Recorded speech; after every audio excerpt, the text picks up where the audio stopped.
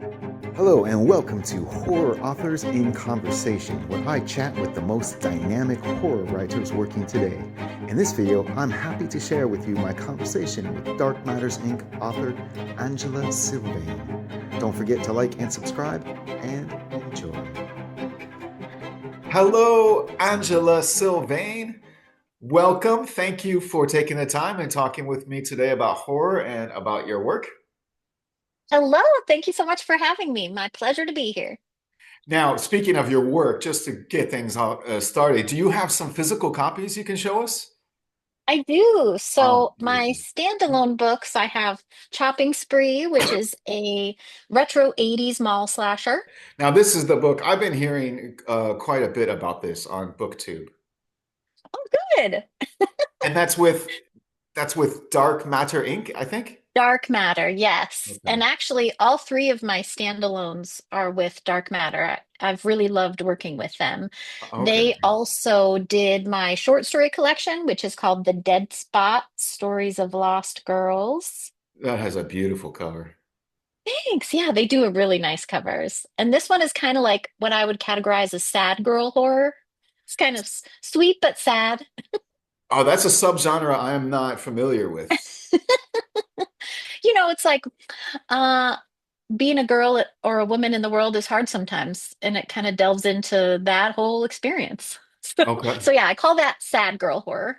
It's sad girl horror, but I'm not a sad girl either. I could still enjoy that work though, right? Oh, for sure. Yes, for Okay. sure. Okay. And then probably my most popular one is Yeah. Frostbite, Yeah, definitely. Now, when did which this is one a come? 90s. This one came out October of 23. So it's been out a little while now. Okay, but still relatively Um, new. hmm And this one is a 90s sci-fi horror comedy, kind of like I would say Critters meets The Thing meets Fargo And is if how I I'm would to describe it. believe, I'm sorry? That's how I would describe it. Well, if I'm to believe the reviews, because the reviews are so good on Goodreads, have you seen it? It's like Yeah, well over 100 reviews and a 4.29 average star rating. That's yeah, super people high. seem to like it, which They is do. good. I mean, I like it, but I wasn't really sure because it's a little wacky. The premise is a little strange and unusual. So I wasn't really sure how people would receive it, but they seem to like it. And they say that it is an action-packed thrill ride. Action-packed Yes. and thrill is what I see in all of the reviews. Yeah. It's kind of like a horror thriller, but with a lot of comic relief, I would say. Okay. All right. And it's so popular that it's getting a sequel. Is that correct? That's right. Yeah. The Okay. sequel comes out October of this year is the plan of 2025, and it's called Cold Snap. So, yeah, that's coming soon. Now, do you have to do I need to have read the first one do I need to have read Frostbite to enjoy Cold Snap? Um, it'd probably be best if you did because it's a kind of a continuing storyline. So Okay. in Frostbite, the what happens is this small town in North Dakota gets hit by a meteor that infects the hibernating prairie dogs with alien worms, and they kind of rise and attack. And the main character, Raylene, and her best friend have to save their town from this horde of infected animals. And the aliens' worms start to spread to people as well. So there's also infected people. And in addition to that, there's a doomsday cult that thinks this is the end times and they want to usher it in. They're pretty excited about that. So these two are trying to kind of save their town from all these things. And in Cold Snap, you see what happens after that all happened the first time around. Now what? So Okay, now I have a fascination with cults.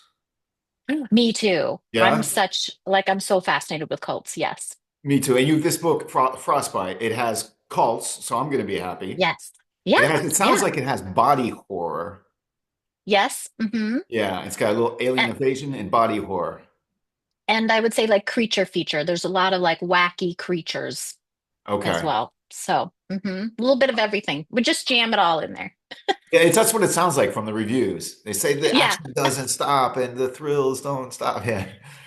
What a great reaction that book has been getting. Yeah. Yeah. did. It was my debut novel, so that's Oh. always nerve-wracking. And to be something that was a little more strange, I was, very pleasantly surprised how well received it was. And did you have Cold Snap? Did you have the sequel prepared before the release of the first one, or did that just the popularity of No. it just called for the sequel? Yeah, the popularity kind of called for the sequel. I had some ideas in my mind, what I would do with it if the series kept going, but I sort of knew it would depend how people liked it and if the publisher wanted to continue with it, if it was successful enough for them to want to do a sequel. So, but I had the ideas cooking and I just finished that draft and it's off with the publisher now for, any feedback and edits. So, yeah, we're getting close. How exciting! How exciting to have this is their debut novel too, right? It's Yeah, like you uh-huh. said, you put out the novel, you don't know what the people are gonna how they're gonna react. You really don't. And it's hard to control, because it's a lot. There's skill, of course, you want to write a good book, but it's also luck, and just trends and what people are wanting to read at the time. And I think it hit at a good time when what I've heard people say is they really love the 90s nostalgia in it Okay. because it takes place in the 90s. Hmm. And I think people were kind of getting over 80s nostalgia. Like we've had enough of that. And so it hit kind of a sweet spot for people who wanted to see some 90s nostalgia. Those folks that like grew up during that time period Right. were kind of loving a lot of those references. So I think it just kind of hit at a lucky time as well, which was good. I was alive in the 90s, but I really don't remember anything about it. I was so isolated. I was a touring musician at the time, so Oh, I was okay. always on the road, it seemed like. Uh-huh. And the 90s, I was in such my own little bubble during the 90s. I don't Yeah. remember what was so special about it. Bright colors, maybe? Yeah, there was definitely bright colors. There's a lot of good music, I think. Like, there's grunge music and some alternative music that was pretty good, or at least that's Okay. what I was listening to at that time, late Okay. high school, early college. Right. Um, and then a lot of it is just funny stuff like food references, it's like Pop-Tarts and all that kind of stuff in there too. So Okay. All right. Fair enough. Fair enough. I could read the book and rediscover the 90s since I was in such that's a right. bubble. I missed it all. We'll see if it like generates any memories for you. Yeah. Okay. Fair enough. And you said Chopping Spree is more 80s nostalgia. Yes, it actually takes place in modern times, but where it takes place is a retro mall. So it's like these business people have built a mall that's sort of an homage to the malls of the 80s when they were really booming and popular. So it's got a lot of neon, and it's a physical indoor mall, which isn't as popular nowadays. So there's kind of an 80s music soundtrack, but it takes place in modern day. Well, I interrupted you. You have another book, no? I do, yeah. The other I'm one is sorry. called The Dead Spot, and that's the short story collection. Okay, so the two So, novels and the short story collection, and then mhm, in Cold Snap is coming out in October. that's right. Yeah, So I and the viewers have time to read Frostbite before and you in do. anticipation for Cold Snap coming out. That's right. Yeah. And now's a good time. Where I am anyway, it's winter. So I think it's a fun winter story. It takes place in North Dakota. It's kind of based on where I grew up. I grew up in North Dakota. So it's Oh. kind of a small town, Midwestern, kind of North Dakota nice culture. That's Is kind of where it takes place. I'm sorry, is North Dakota considered Midwest? Kind of just on the edge because it's north. It's right against the border of Canada. Right, I think of it as very north, right? hmm Okay. And culture-wise, it's probably similar to Minnesota. That's kind of what people are more familiar with, I think, Okay. globally, is like that Minnesota culture. But if you've ever seen the movie Fargo, and you can hear my accent coming out now that I'm talking about it, Mhm. um, that's the kind of culture of the people, that like Fargo niceness. That's who the characters in the book are based on. Oh, nice. Okay. I've never Yeah. been to that part of the country, and I don't have really any stereotypes or any ideas in my head. So this is Well, great. to read the book because then I can Yeah, discover a new it'll culture. expose you a little. I think it's just like anywhere, it has its good and bad, parts. But people that are very nice, especially to your face. Oh, okay. It's one of So those it's one things. of those where it's like good neighbors. If you're stuck in the snow, someone's going to help shovel you out. People Oh, are going to pull nice. over and help you. But like behind the scenes, they might be a little more judgmental. You know what I mean? So it's a perfect backdrop probably for a cult, probably for a little bit Yes, of that's tension, some right. backstabbing. Yeah. Yeah. Kind of that problematic. The cult in the book is actually a evangelical cult. Okay. So it's that problematic extreme of religion, right? It starts as good intentions and the neighborhood church, but gets to the extreme where now they're thinking about how do we save ourselves and we don't care about anyone else. We're going to survive the apocalypse because we believe what's right. Hmm. And everyone else is going to burn in a lake of fire, kind of a thing. It was, So, is the cult based on any real cult or real yeah, something? I actually have a degree in religion and philosophy, Uh-oh. and with a This could be a long specialization. conversation. I You're know, gonna, with a specialization in like alternative religions. That's kind okay. of one of the things I liked to study in college, as well as Mhm. psychology. And so it's really kind of based on some of the real Christian cults we had. Like, for example, Jonestown. A little Yes. bit of it's based on Mm. um, Jonestown, a little bit of it's based on David Koresh. I got some inspiration from David Koresh. So a Okay. lot of little bits I pulled from like Sure. preachers and cult leaders to kind of inspire the cult leader of this. His name is Reverend Zebediah. So, Yeah, that's a good cult name, isn't it? Yeah. Well, the People's Temple with Jim Jones, that did start off with very good intentions. yes, that's right. Uh-huh. And then it just got way out of control. Yeah. Yeah. And once you're in, you start, which is true of this book too, and true of reality, you start losing sight of right and wrong. It's like you're moved slowly on the continuum of pushing your boundaries until I think you start to lose your kind of moral ground But if as a you're follower. preaching, yeah, but if you're preaching the end of the world and then all of a sudden aliens start infecting That's dogs and right. monsters start coming out, then you're kind of Yeah. confirm what you believe. And so it's Mhm. just going to push you further to an extreme. That's right. People find justification for their beliefs and they think, yep, this is true. Hmm. All right, so now I have a question for you. For me, I have only read, I've only read your short story from the Flame Tree Press um, Yes, uh-huh. The anthology. Bride, I Yes, think. yes, yes. And I said, Hmm. and 8 years later, I still remember it. I remember it so much that when I saw your name on the book, it triggered a memory. Like, hey, wait, I know that person. Good. Yeah, but so if I want to discover your work, like really discover it, you have 3 books out. Which is the one I'm going to start with? Well, I think it depends what you like. Okay. So you read The Bride, which is more of the sad girl horror. That one is actually reprinted in that collection, The Dead Spot. Okay. So those are kind of stories of, women and girls facing monsters and ghosts and oppression and manipulation, all that kind of stuff. So that's going to be a bit more of a sweet but sad vibe. So if you like horror that's going to kind of hit you in the heart, I that's do like to feel probably, something. Yeah. yeah, that's probably more kind of your jam. But if you want horror that comes with a little comic relief, then I would say Frostbite.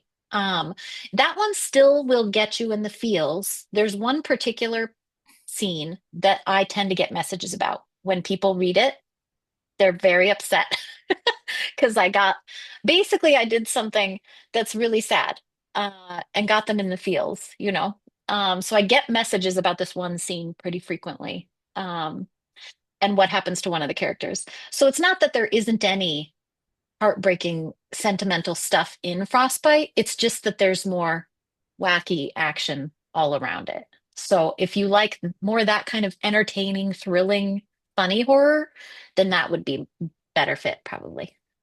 Now, I am a huge, huge, huge animal lover. Is this going to be a problem though with frostbite? Are there going to be some triggers I need to be aware of? No, no domestic animals are harmed.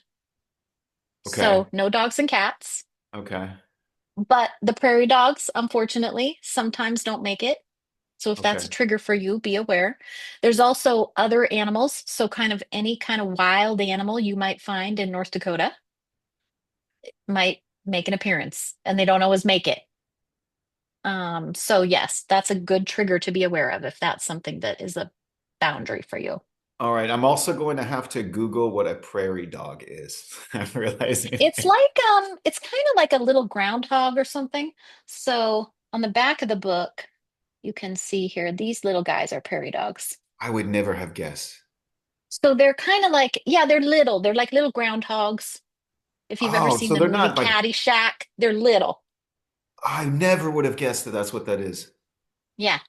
Well, you don't have them everywhere, right? We happen to have them where I was growing up. We had gophers and groundhogs and prairie dogs. Those are all kind of similar to each other. Oh, So okay. it's not a dog, it's more like a little type of rodent Oh, I'm almost. glad you clarified that because I wasn't seeing the comic relief with my image of what a prairie dog was in my head. I was just imagining like a wolf or a coyote, Yeah, yeah. but this is very No, different. I don't think I could do that. I'd have a hard time doing any harm to dogs and cats Right, right. or adjacent creatures. Yeah. Why are they called prairie dogs? They're not related to dogs at all, are they? I don't know. Yeah, that's a good question. I don't know. I don't know who picked that name, but I like my horror psychological. I'm really okay. drawn towards psychological horror. I like when the mind doesn't work quite the way it should, and it Mm-hmm. causes people to make bad decisions, then pay a high price. Yeah. I Now, think you're gonna like the dead spot then. okay, it sounds like Because I'm there's some gravitating. stuff in there that is, I've also gotten a few comments from readers. One of the stories in there, I get a lot of comments about astronaut dreams, which is the first story. It's about a little bit about an ecological apocalypse, but it's really about the effect of it on a little girl and kind of losing her family and what that does to her. But there's another one in there called Playing Tricks, Okay. which is on its surface about a creepy doll that appears to be moving around the house. And this little girl has this doll and is trying to deal with the fact this doll is talking to her in the middle of the night and seems to be creeping around. But ultimately, it's about manipulation Oh, of I like one manipulation. person of another. So I get a lot of comments about that one. That one's definitely more psychological horror. And it hits people hard because people have been Yeah, manipulated. Yeah, yeah. yeah. And the ending is upsetting, people have said. So Oh, I like to be upset. Okay. You mentioned Astronaut Dreams. Was that published somewhere else first? no, that one is actually original to this collection. So it's never been, this collection's about 60/40. About Uh-huh. 40% of the stories have never been published anywhere else, and about 60% are reprints. Okay. But that Astronaut Dreams one is one that's never before been published. So Okay. The name was just mhm. jogging a memory of something. Okay. I Okay, that's what I thought. originally Yeah. released a shorter version of it about 5 years ago. It was with Unnerving Press. And Oh, okay. honestly, I was still kind of figuring out my chops then.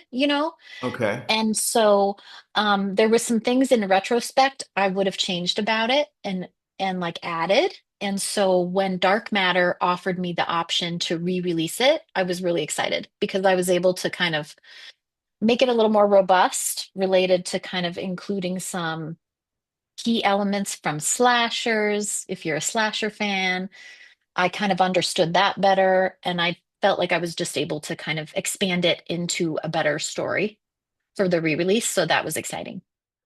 And both books have been getting positive reviews and getting a good buzz, Yeah, I think so, which is nice. which is great. I think there's an appetite for a little bit more lighthearted horror as well. So it seems like both Frostbite and Chopping Spree fill that um, Okay. need a little bit. Do you know much about your readers? Do you know like who they are, where they come from, anything about their demographics? Do you have any kind of information Um, like that? I think there's a pretty wide variety. A lot of the people I've talked with, like, for example, I just did another interview the other day with a reader who's in the UK. So I think there's some variety. It's not all US readers, um, but probably mostly US, just because, Okay. that's who I tend to connect with on social media and things like that. But yeah, I think it's just, horror readers. people who like thrillers tend to like my stuff, especially Frostbite, because it's a little more action-packed. Okay. Um, yeah, so it seems like a good appeal across horror and thriller readers. Well, you mentioned the US and UK, but I'm talking to you from Latvia, from Eastern Europe. Yes, So I know. you are having a wide international appeal. I love it. You might be my first Latvian that I'm aware of, Yeah, I'm not a Latvian though. I just moved here a few months ago. I don't know. or person in Latvia, Yeah, I'm anyway. Latvian adjacent. I call myself a cheerful goth. Yes, yeah. So it's like I pretty much bring, that's just how I handle things. I like to bring humor to a situation. I'm kind of just naturally snarky person, even though I really like dark and disturbing things. So for me, it's like comes naturally to me. And so I'm just glad there's also an audience for it. But I think when things are, I was actually just listening to the Books in the Freezer podcast, and they were talking about this. I think when things are kind of tough in the world, which for some people they are right now, horror readers tend to go kind of one of two ways. They either go really dark, like really transgressive and extreme, or maybe they want something a little lighter, a little more like cozy horror or comedy horror. You seem to kind of have those two branches. And so I think that's nice for me because if people are looking for something with a little comedy or a little more cozy, then that's a good fit. So it's a great time for you as a horror writer to be writing horror. Yeah, for sure. Yeah. And how did you get in? How did you get into writing horror? Do you have some early Um, just influences? kind of, I mean, I liked horror when I was a kid. So I grew up very much raised to like always put on a smile and never let anyone know if anything was wrong, very like proper. So for me, horror when I was young was a bit of an outlet, right? Where I could kind of delve into something a little more forbidden or that allowed me to explore some of those emotions on the page. So I was one of those people, you hear many of us, that was probably reading Stephen King at like the age of 12, Hmm. like probably a little too young, but it was a total outlet for me. So I've loved it like for a long time, but I didn't start writing horror until maybe the past like 10 years. Um, just because there is some judgment about horror, right? People are like, how can you write this? What's wrong with you? What's wrong Yes. with you that you are doing this? Um, and it honestly, it's just because of what came naturally to me. So I tried other things, paranormal romance, YA, a lot of these other things, and it just always veered darker and gorier and more disturbing. So I just think it was a natural fit for me, and then I finally embraced it.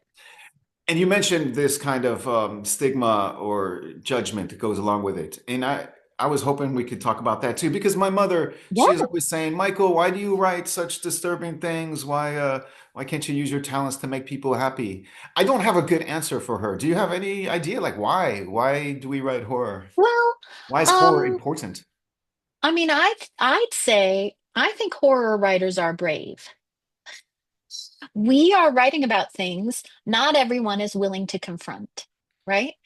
And so we're willing to take our fears and actually talk about them and put them on the page and give other people the tools to maybe work through some of their fears as well.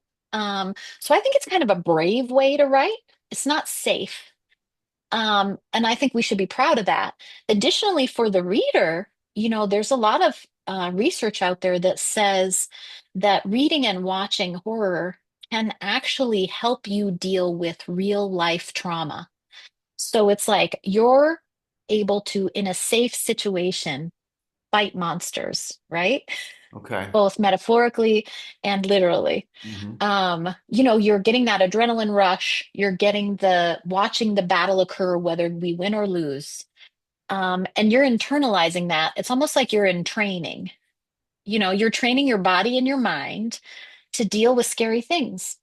And I think for those of us that read and watch horror, you carry that into your day-to-day life. Now, when I have something real that happens to me that's scary, maybe I'm a little better equipped to handle it than the person who only exposes themselves to wonderful, perfect worlds, right? Right. So I guess that's my thought on it. Okay, that's a great answer. Thank you. Have you have you read anything recently that you were excited about? What have you been reading? Yeah, for You can share with sure. us.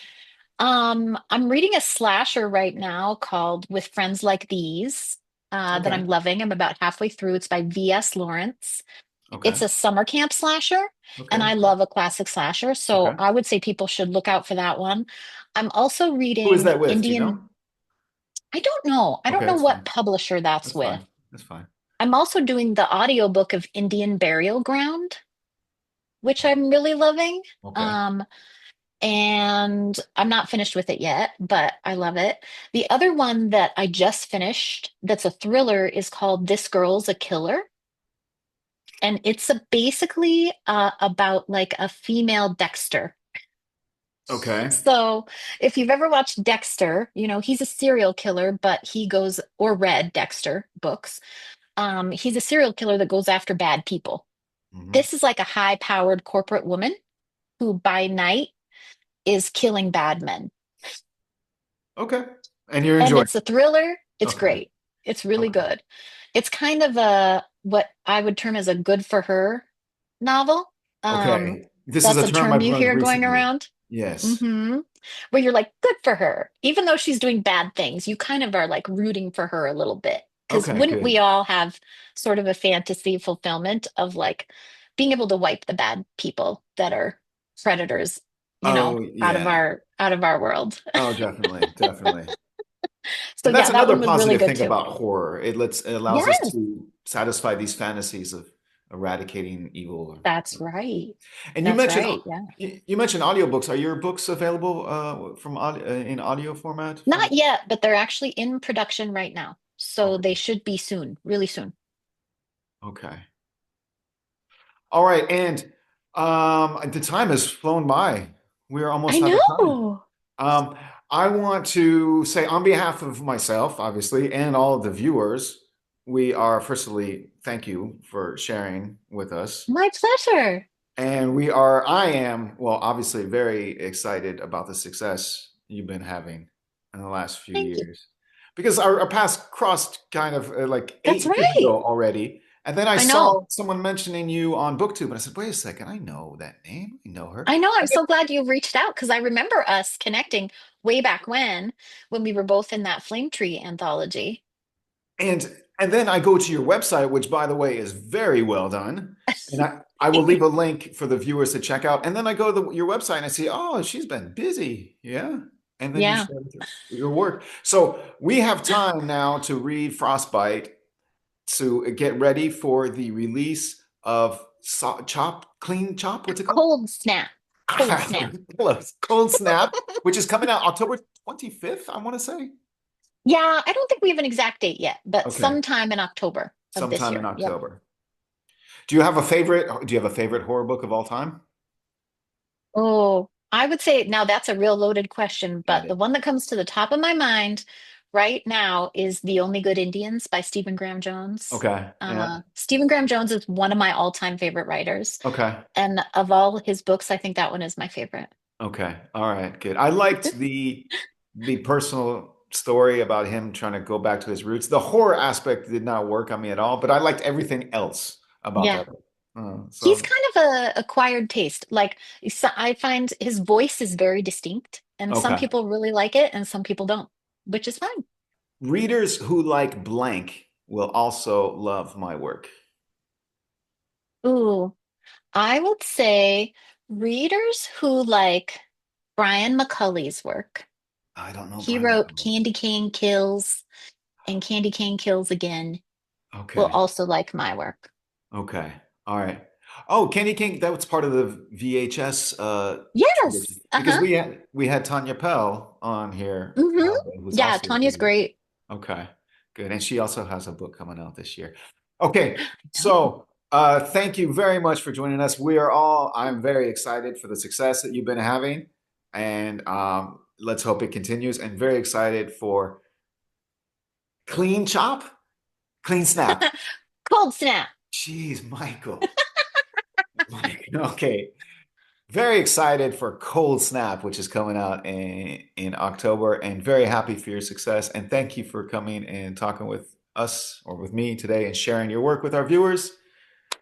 My pleasure. Thank you so much for having me. Thank you for watching.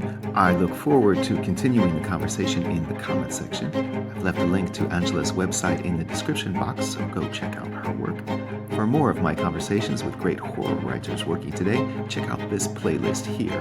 If you've enjoyed the content, consider giving this video a like, consider subscribing to the channel if you haven't already, and I'll see you at the next video.